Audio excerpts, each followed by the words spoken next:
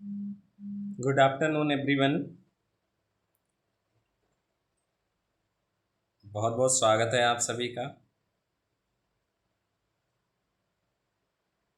आज हम लोग बच्चों डाइजेस्टिव सिस्टम के बारे में बात करेंगे। जब हम डाइजेस्टिव सिस्टम की बात करते हैं तो यहाँ एक चीज़ समझनी है, पाचन तंत्र। तंत्र का मतलब ये होता है कि इसमें कोई एक अकेला आर्गन नहीं होता है, कई आर्गन यानी कई अंग मिलकर काम करते हैं। ठीक है बच्चों, तो जो डाइजेस्टिव सिस्टम है वो, अगर मैं बात करूं तो एक पोषण का पार्ट होता है।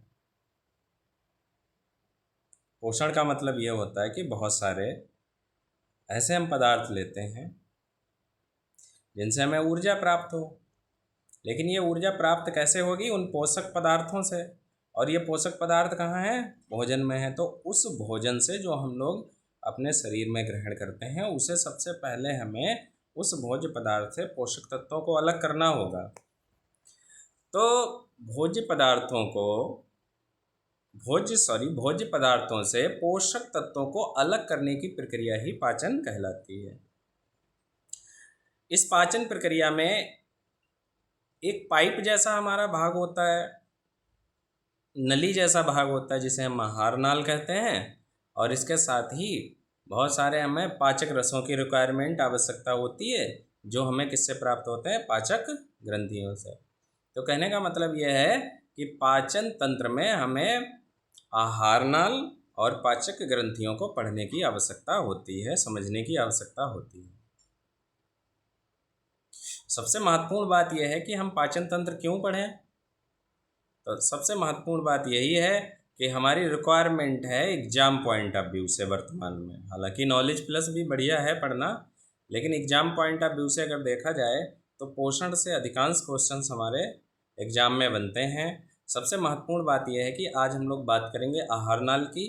आहार नाल से भी संबंधित बहुत सारे प्रश्न आते हैं, जैसे आहार नाल का कौन सा ऐसा भाग है जहाँ पाचक रस नहीं बनते हैं, कौन सा ऐसा भाग है जहाँ कर्मान कुंचन गतियाँ पाई जाती हैं, आहार नाल की शुरुआत कहाँ से होती है, आहार नाल के भाग कौन कौन से हैं।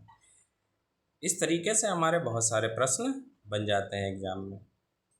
तो आज हम लोग डिस्कस करेंगे कि आहार नाल के भाग कौन कौन से होते हैं। तो सबसे महत्वपूर्ण बात है, आप देख पा रहे होंगे कि आहार नाल में एक डायग्राम मैंने शो किया है, इसमें आप देख पा रहे होंगे कि जो आहार नाल है इसमें शुरुआत जो होती है वो बच्चों होती है मुख से, माउथ से। अगर मैं बात करूं शुरुआत की, तो शुरुआत कहाँ से होती है बच्चों?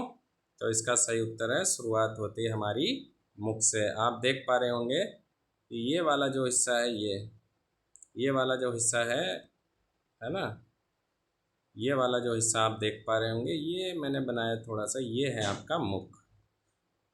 ठीक है, तो मुख, और मुख किसमें खुलता है बच्चों? आगे की ओर माउथ कैविटी यानी मुख गुहा में, जिसमें आपकी जीभ होती है, दांत होते हैं, ये सारी चीज़ें सब होती हैं। ठीक है बच्चों, ये बहुत सारी चीज़ें होती हैं इसमें। जैसे मुख हो गया आपका, मुख के अंदर जब आप जाएंगे तो जीभ मिलेगी, दांत मिलेंगे, ये सारी चीज़ें हैं। इसके बाद धीरे से बढ़ेंगे आगे तो आपको मिलेगी ग्रसनी, फेरिंग्स, जिसे आप गला भी कह सकते हैं। तो ये एक पतली सी नाल होती है, और ग्रसनी की खास बात ये होती है कि यहाँ पर ये घाटी ढापन होता है, जिसकी वजह से श्वास नाल और आहार नाल को सेपरेट अलग किया जा सकता है। तो ये आप जो हल्की सी रेडिश कलर की देख रहे हैं, ये आपकी क्या है? यहाँ तक की अगर बात करें तो ये आपका ऊपर का जो भाग है, यहाँ से लेकर ये है ग्रसनी। ग्रसनी के बाद फिर आगे बढ़ेंगे तो ये आपका हो जाएगा ईसोफेगस वाला भाग। ईसोफेगस का मतलब ये एक लंबी सी नाल होती है, केवल नाल होती है, जो आमाशय को ग्रसनी से जोड़ती है। आप देख पा रहे होंगे, तो ग्रास नली के बाद जो अगला भाग हुआ वो हमारा कौन सा मिल जाएगा? ये आप देख पा रहे होंगे, ये है आपका आमाशय। ठीक है, आमाशय के बाद फिर ये आप अगला भाग जो मिलेगा वो हो जाएगा हमारा, जिसका नाम हो जाएगा छोटी आंत। छोटी आंत के बाद वाला जो भाग है वो हमारा हो जाएगा बड़ी आंत। तो इस प्रकार से अगर देखा जाए तो आहार नाल के कुल कितने भाग हुए? मुख गुहा, ग्रसनी, इसके बाद ग्रास नाल, आमाशय, छोटी आंत, बड़ी आंत। ठीक है बच्चों, तो अगर मैं आपसे प्रश्न पूछूं कि निम्नलिखित में से कौन सा आहार नाल का भाग नहीं है? ऑप्शन नंबर 1 मुख व मुख गुहा, ऑप्शन नंबर 2 ग्रसनी, ऑप्शन नंबर 3 ग्रासनाल, ऑप्शन नंबर 4 आमाशय, ऑप्शन नंबर 5 यकृत। बताओ बच्चों कौन सा उत्तर सही होगा? सही उत्तर होगा यकृत, क्योंकि यकृत क्या है? एक पाचक ग्रंथि है, ना कि आहार नाल का भाग। धन्यवाद बच्चों।